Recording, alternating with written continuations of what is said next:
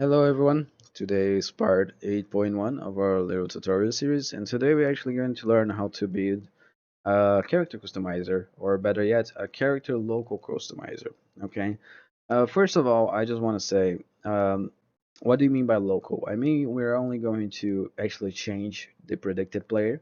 Okay, we are not going to actually change the predicted player of other clients. If you want to do that, you can still do in my code base. It is easily available. But for sake of simplicity, I'm just gonna do the first part and then I'm gonna do the customize other guys part because it's just kind of like you need to validate from server and it gets a little more complex. Okay. So basically, let's just get started. So first of all, I'm going to show you guys the GUI. Okay. I actually managed to change skins for once in a while, and I actually opened something that makes sense.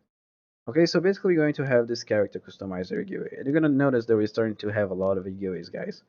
Yeah, as I said, it's quite common, and I do intend to make it a little better looking or a little more, less on the face. But this is the GUI that matters for us. So basically, our character customizer GUI, it's going to make it possible for us to debug in an easy manner our character customizer. Okay, so for you guys gonna notice it is divided into two parts. So basically, part to change tells me exactly what we want to change, or if we want to change the head, if we want to change the torso, or if we want to change the legs.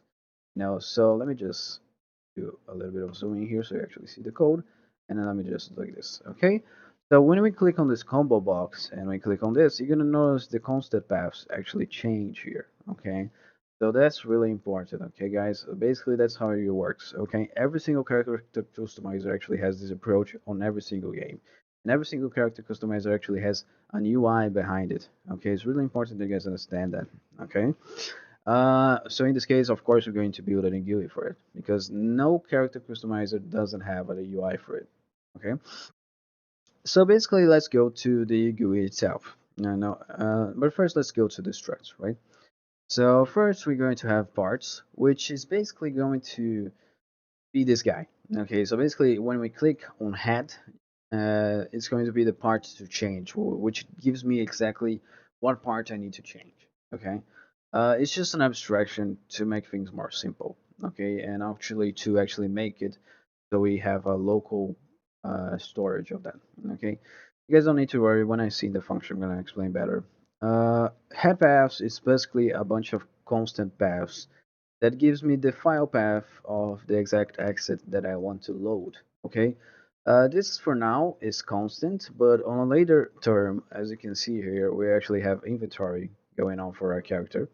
So we have store, and we actually see like the inventory that our character has available.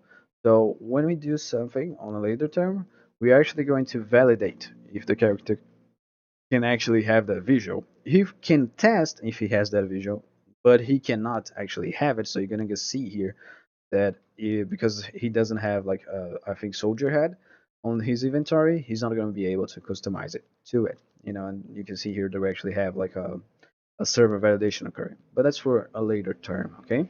And change star event. It's basically a trigger event that we are actually seeing and observing on our client, and he basically gives me like essential information to actually adjust the character itself.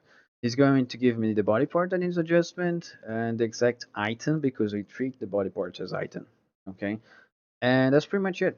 Okay, that's pretty much the main structs. Let's just go to the GUI. Not gonna waste a lot of time in the GUI contest on the query player ID because those are really kind of simple things. We already done like pretty much anyone who actually does Bevy already did that a few times. And here we're going to have window, which is basically this thing right here that is clickable and openable and all that stuff and movable. There's a window. We're going to have a scroll area because might grow the amount of parts that we have, and we are going to have the GUI combo box, which is based on a local variable. For those who don't know what a local variable is, it's just something that is going to be stored only on this system. So it's going to be like a variable that's only this system is going to remember the previous value from it. Okay, so basically it's going to be always be on the memory of the system, always going to be available for this system. Okay, that's what it is, a local variable. And we do it like this because when we click on a part, we actually want to keep displaying the part associated to it. And basically, this guy ensures that once I change to torso, if he wasn't a local, he would go back to head, which is the default value, because on the other frame, because he just doesn't remember that we actually used we actually click on torso, but now he does. So basically, that's his purpose, to actually store in memory what part we selected. Okay. And here we are doing the combo box. Just copy this code if you're having trouble with this guy. I understand it's a little complex, but for basically for any type of current value that we have on the enumeration, we are going to store a specific, and we're going to display a specific test on our combo box. Okay, so if the part, if our selected value is equal to parts.head, which is the head part, we're going to display head, and it goes. Selected button is our local variable. Okay, so this logic is a little complex, but yeah, it's just copy if you guys don't understand, but it's quite simple when you take a look at it. And then we're gonna grab the paths according to the selected button that we actually had. So for example, if we had like if we selected head, we're going to grab the head paths in this case.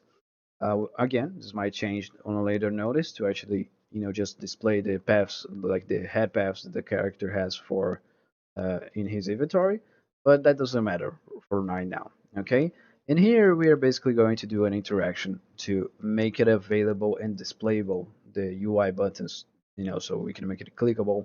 And once we click, we're going to send the trigger event, or basically we're going to send an event to a trigger event to our client to handle, and he's not going to handle on the egui part of things. He's going to handle on player itself.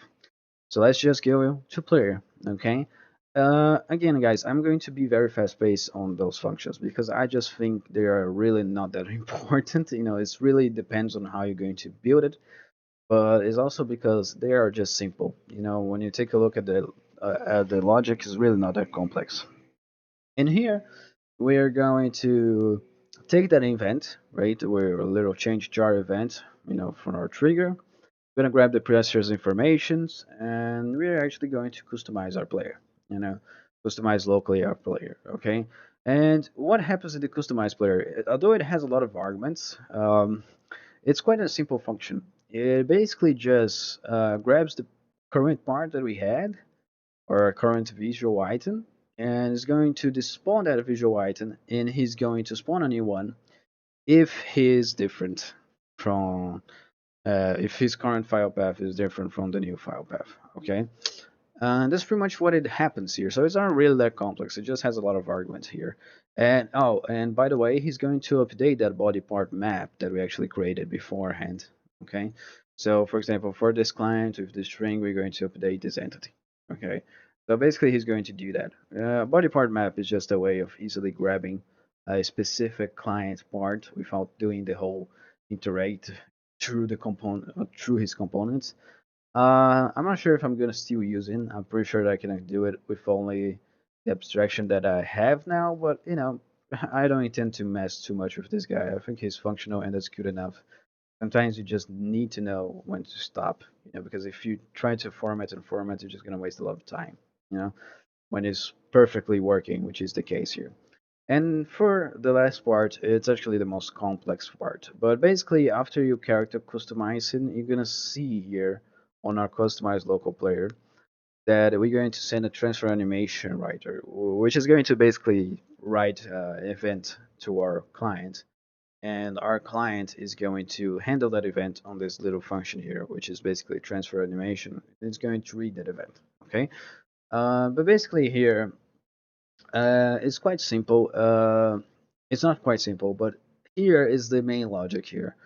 And basically, it's going to transfer all the animation target IDs, which are responsible for making our animations, from the main skeleton bones to the new skeleton bones, which is basically the bones that we had on our visual, which I taught you guys beforehand. Okay, so that's how I do it. And if you guys want to know, just copy this code. Really, it's just the code that is just doing the hard work that actually matters for this case, that makes the animations work. So like you see here, our head is going to be bugged out because for some reason it decided to be bugged out. Yes, there is a little bit of misalignment, but I don't want to worry too much about it, guys. Probably when this video is launched, it's going to have like a reset animation function that is going to run right after this like collect bones function. Okay, so don't worry too much about it. Okay, guys, just use it by yourselves. Okay. So that's pretty much it. Okay, guys, that's pretty much how you do a character customizer. Again, all the logic is available. Just a matter of like understanding, like build a UI for it. After you build a UI, make a part selectable, make an event, spawn the old part, spawn the new part, and then transfer the animations. Okay, that's pretty much how it works. Okay, guys, that's the logic. Really not that complex. Code base is available right below, and you can copy my code. I don't have any trouble with that. Okay, thank you guys. See you tomorrow.